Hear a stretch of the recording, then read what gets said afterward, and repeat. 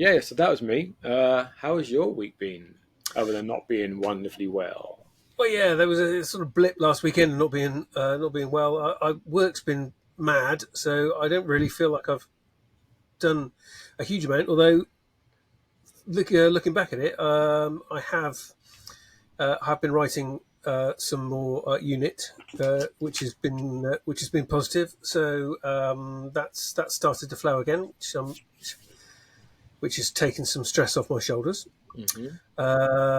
Not as much as I'd like to, but then that's usually the case for me. I try and see if I can get at least 500 words a day written, if possible, of an evening. And that was happening at the beginning of the week, and it tailed off towards the end of the week. But then I'm off next week for Nice. because it's the start of the school holidays. So Oh, of course. the last couple of days have just been mental. Mm. But outside of kind of ordinary life, I've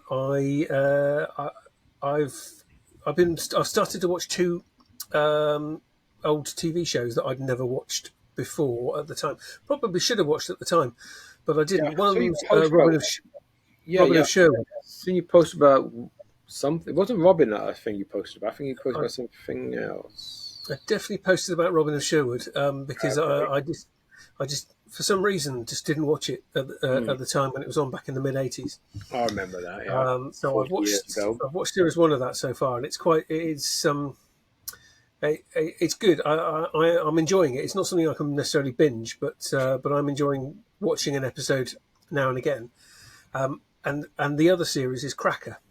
I've never watched. I've seen bits of, never watched. Yeah, I always see the box set. I'm thinking, but will it hold up? Because these crime it's things don't always hold up so much anymore. yeah. No, we've watched the all of season one, and again we've just started season two Hmm. of Cracker. Basically, the way I don't know, it may be the same in all the box sets, but the way that the box set that we've got, the way it's set up is that there's each story is either 2 or 3 episodes long. Okay. Each episode is like 50 minutes or something, Hmm. but they edit them all together to one long movie length story. So it's basically it's an evening's viewing, Yeah. and they are just brilliant. They really are so good. So I've got close friends who've been raving about Cracker for years, and then it came up again when Robbie Coltrane died Of last course. year, whenever it was, or earlier this year. I think it was Um, last year, it's wasn't one of it? those things I I can't remember. wanted to pick up for a while, and just did because it was there and the price was right.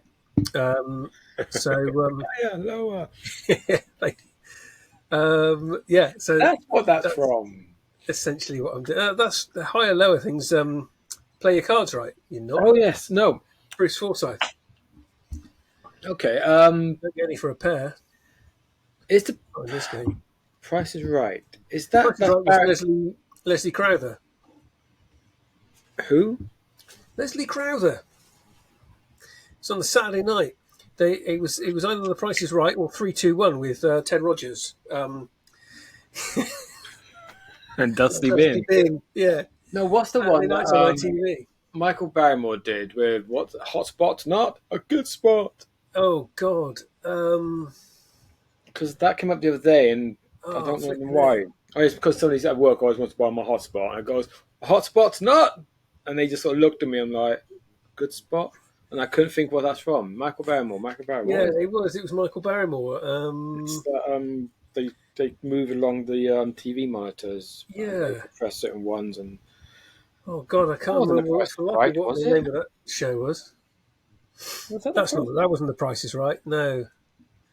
Um, Okay, viewers, tell us below. Because I mean, we could go on Google, but interactive's good. yeah, exactly. Where's the fun in that? Yeah, yeah. So So our 5 viewers, please tell us. I'm sure we get more. It's hard to gauge these things with word will depending on spread where slowly they're about how watching it. brilliant we are. Two Eventually, engaging, attractive, middle-aged guys. yeah, yeah. So See, you know, with that good, we're immortalized by Adrian Salmon. we are We, indeed. we are. Yes, immortalised. Oh, So actually, no, I'm that side, aren't I? I'm facing this way. yes, and I No, it's this side. It's your inside arm. my inside arm. Yeah, Yep, that so is that's your outside arm. that's my inside arm. It's the No, one so that that's one. nearest to the camera. Yeah. That's my outside arm. If I do that, you want me to do that? Well, in the picture, we're like this. It does seem to be, yeah. Yeah, and like that. Anyway, sorry. Anyway, yes. Yes. So yeah, that was the last 2 weeks really. I just delving into Robin of Sherwood and Cracker on Nice. evenings when I'm too tired to write.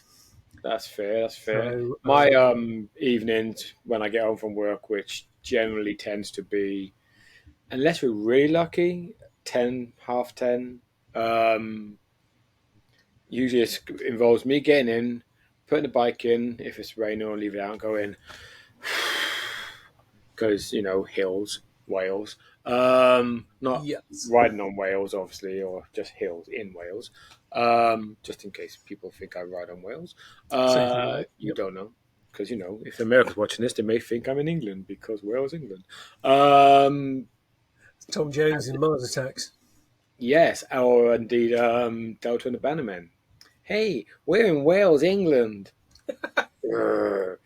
But it's a common misnomer, unfortunately. And then it's usually just me watching Cell Block H for an hour Fair just enough. to Yep. unwind before I go to bed. Because what else can you do when you get home at 10:30, really, as a middle-aged man, obviously? Indeed. Unless you're a youngster, in which case you go out drinking, and then next day you're like, oh. Getting drunk's a game for the young. That's my lesson. And that's what we're sticking with. That's Andy's piece of wisdom for the week. That's my piece of wisdom. Okay, so Yeah. shall we move on to the episode Duet. Duet? Yes. Ooh, Ooh, that was transition. fancy pants. As a transition. Hopefully it came Yeah. through. I was going to be like, what the f are they on about now? So, Tim, as always, since you are the noobs, and my one point, I will say one thing about this episode, obviously I'll say more, is not only is this one of the best episodes of DS9, the one that I've been mentioning, referencing it for a while now, but I think it still holds up as one of the best episodes of Star Trek in nearly 60 years of TV storytelling, which is impressive. But It is. what do you think? I I'm inclined to agree with you. Actually, I was thinking it's not just a good episode of Star Trek. It's a good episode of dramatic television. It's a story. It's an engaging story, very well told, that constantly challenges the viewer and the characters in particular. It challenges your expectations, your perceptions, and it shifts. What is quite wonderful is it shifts the viewer's sympathies several times. I did. I felt. I felt it was a very tight episode. It was. The only thing I thought was a little pointless was the brief appearance by O'Brien. He didn't do much, did he? He just sort of No, he kind of done a little bit of technical, left watched it, and that was it. supervising someone doing some, but apart from that, which was kind of, I suppose, just a concession to the fact that it's a live working environment. It's to remind everyone that DS9 is is an operating space station, so it's just part of ordinary It life. is that, but also, as I mentioned to you off camera, well, on camera, but off camera, it's primarily because his assistant, Oh whose name I yeah, forgot name again, a couple of episodes ago, he had an assistant who's supposed to be set up for something coming up, but the actress was no longer available, didn't work out, whatever happened. yeah. And they actually had to bring her back to remind people she existed because it's important later on. Fair enough. But I personally, I'm of the opinion that because of her practically non-appearance in this episode, as you say, she briefly one scene had one laughing word line to him. It could easily have been next time the character appears when it's important, and they recast her. It could still be the same name, and most people wouldn't even noticed. No, exactly. So, and as you say, it seems a bit superfluous here. Yeah, It doesn't add anything. but other than that, it was very focused. It was, I mean, okay, it wasn't. It's called Duet. It wasn't a duet. I was expecting it potentially to be a two-hander, but it in most respects it really was, because your focus was mainly with Kira and with the Cardassian.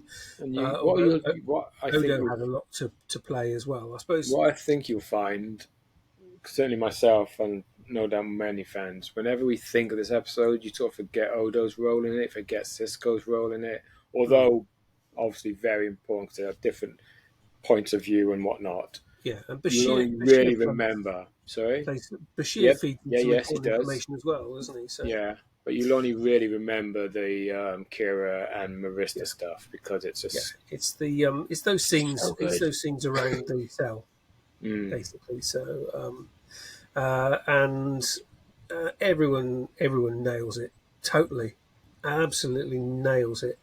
Some very beguiling performances, just engaging all times. Absolutely, it's So, yeah, really good episode. Not just of Star Trek, an engaging episode of TV drama. this is going to be Full one of stop. those we've got not much to say because it was just too good to criticize.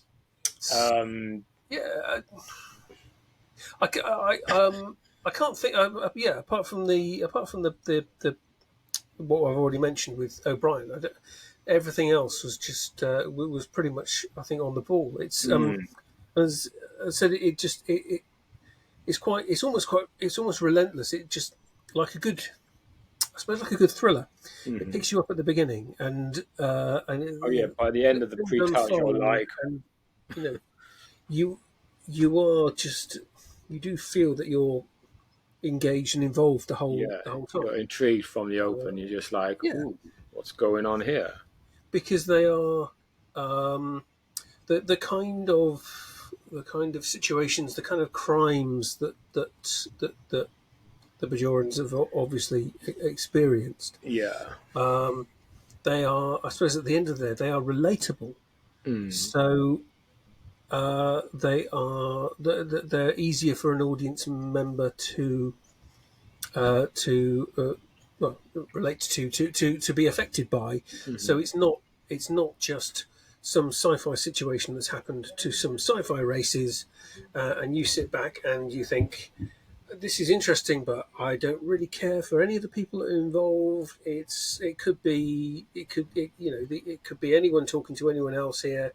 This episode isn't like that at all. It's and I'm assuming that they were looking to kind of engage the audience in the similar kind of way to like Nazi Holocaust. Well, yeah, I think that's the whole, the Bajorans, as That's the Kira kind of points frame out. of reference, isn't it? Yeah. Really, for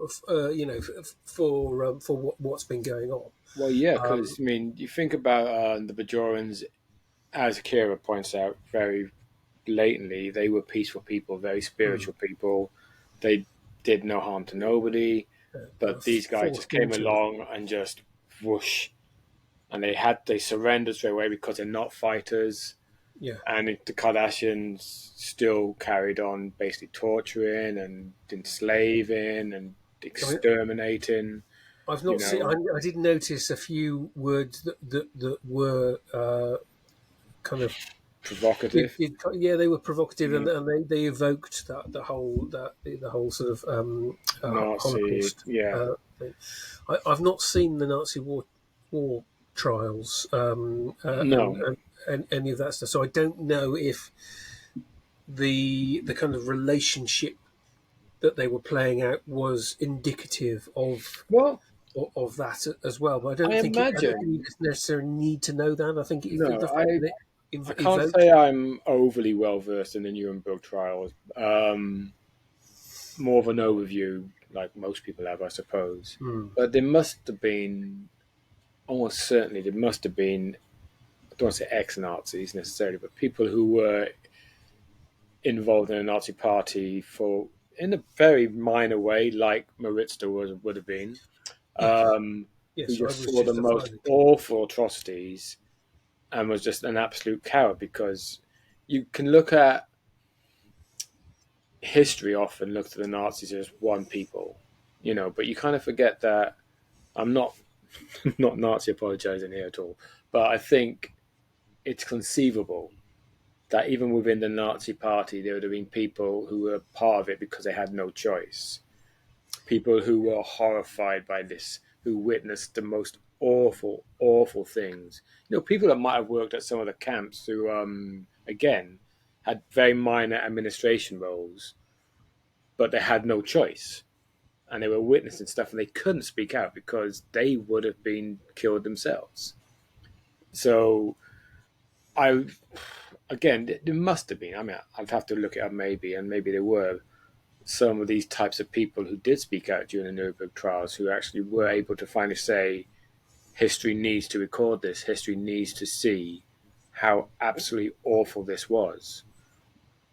Whereas, of course, the allegory doesn't always go completely here because in this case, the Cardassians kind of got away with it. Yes. That's the difference. They got away with a lot of what happened because they pulled out and the Federation only got involved afterwards. There was no allies to get the Nazis to get Cardassians out. They actually withdrew once they had nothing left to take. Yeah. So Marissa's point here, he's very much like they need to be seen. People need to realize how awful it really was. Because of Yeah. course the Bajors are going to say it's awful. They were the victims, But to have somebody who's actually a Cardassian who apparently was this great from a Kardashian point of view, labor camp commandant person to actually step up and say, what we did was atrocious and we reveled in it. He Mm. wanted history to see how evil this was because this guy was really this little coward guy who had no choice and witnessed just this most awful thing.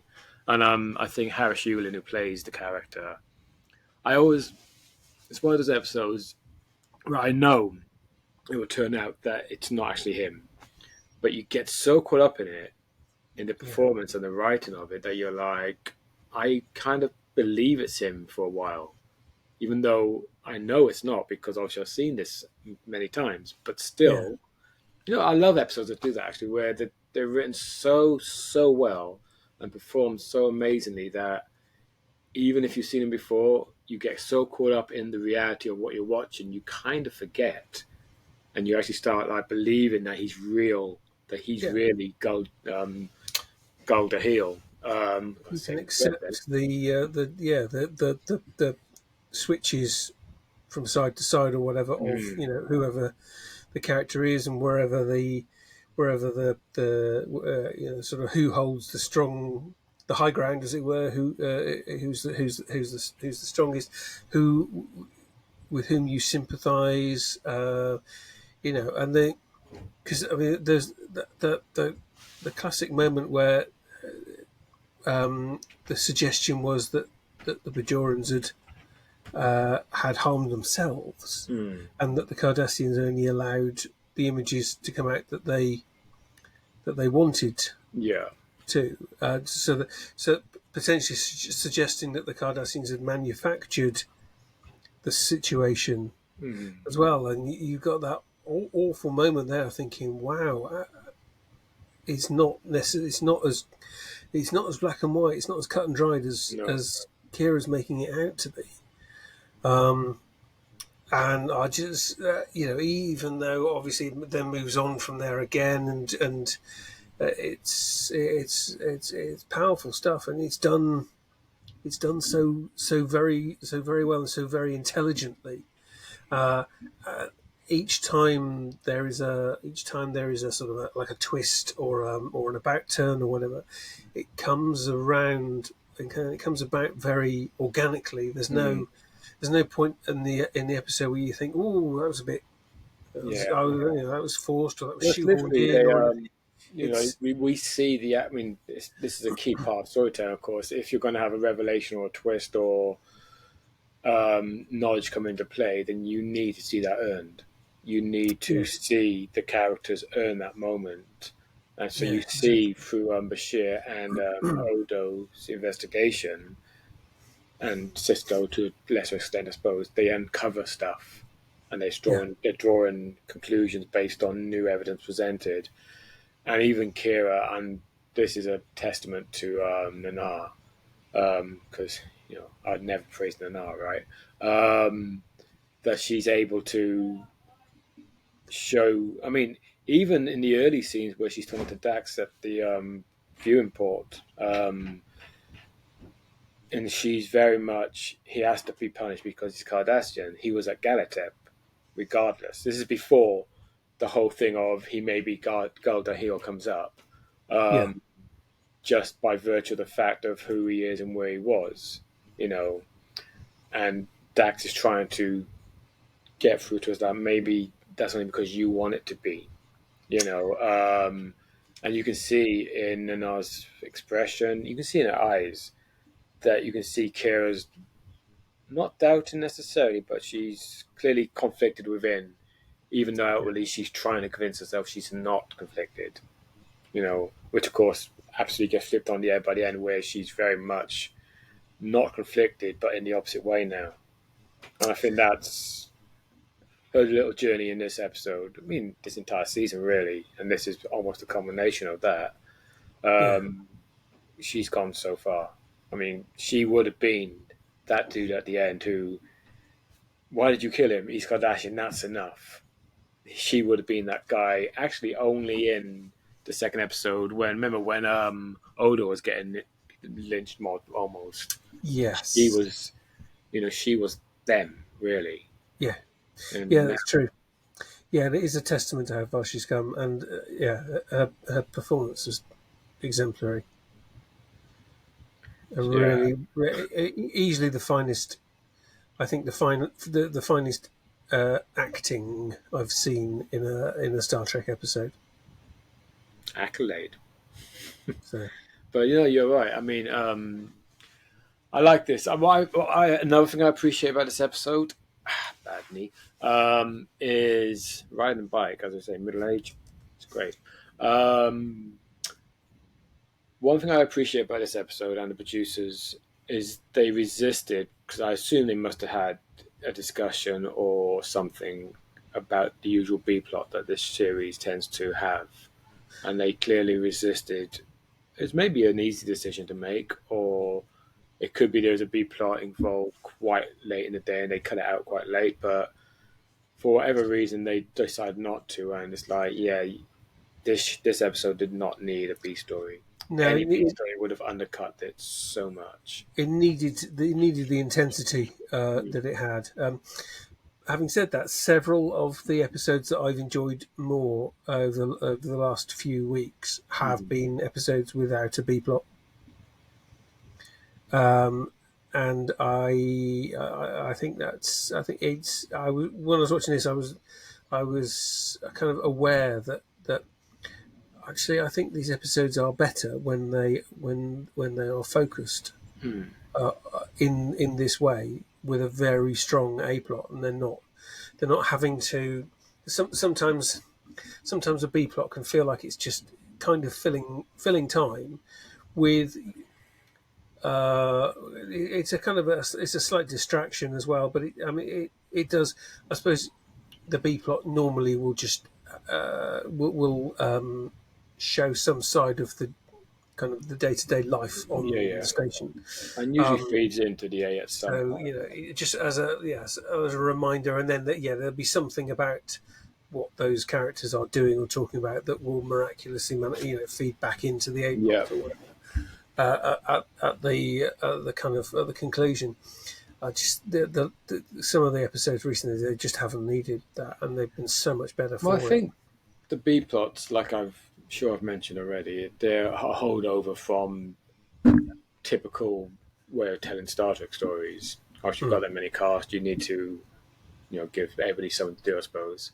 Yes, Um, I and appreciate there is certainly, that necessity. yeah, I think DS9, as the show evolves, it begins to realize you don't need all that. You can easily just have that A plot. You can have subplots within, because everybody's got their subplots as a character. I mean, even this story, everybody's got their own little thing going on. But Yeah, it's no B plot per se. It's all subplot of the main story. It's just little bits that's happening. And yeah, I think DS9 lends itself to that because, again, as a stationary show, you don't need all these not B stories, not the B plot. You don't need a separate plot going on in the background to pad it out or whatever, because you've got these characters who are going through all these very complicated interpersonal relationships and ongoing situations. And I think that's why this episode works so well, is that you didn't need any of that. You could just focus on, this is the story we're telling, and within that story we can actually still get into all the character differences and nuances, where they relate to each other.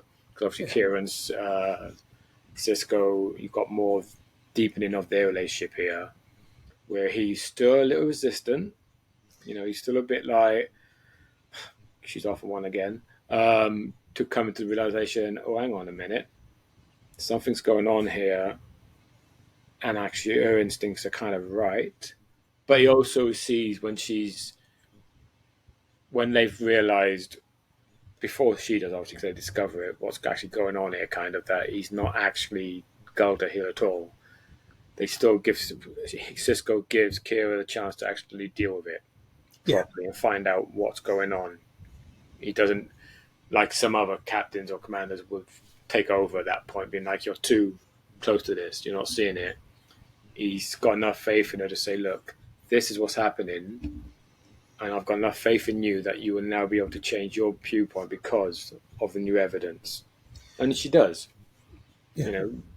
She really does. And everybody else, apart from O'Brien, they've all got a fairly decent role to play within the narrative as well. Yeah, and of course the danger in like the captain coming in or the commander coming in or whatever, and almost kind of going, you see, it's not It's what not you as thought black it and was in white the as you first place. thought, yeah.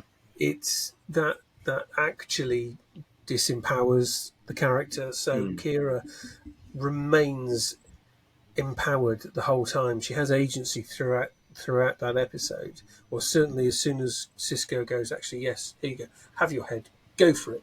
You Yeah. can lead on this. And at the end, it would have weakened her position. She would have been disempowered if he'd come in and gone, right, it isn't what you said it was in the first place. This is it, and she'd gone, yeah, okay, it's that then. But allowing her to go on that journey and make that realization herself and take the audience along with her, and to give the character, the kahunas to come out and change her view and say, actually, no, we will go along with this. Is it's a very strong. It sends a very strong message. Yeah, I think so.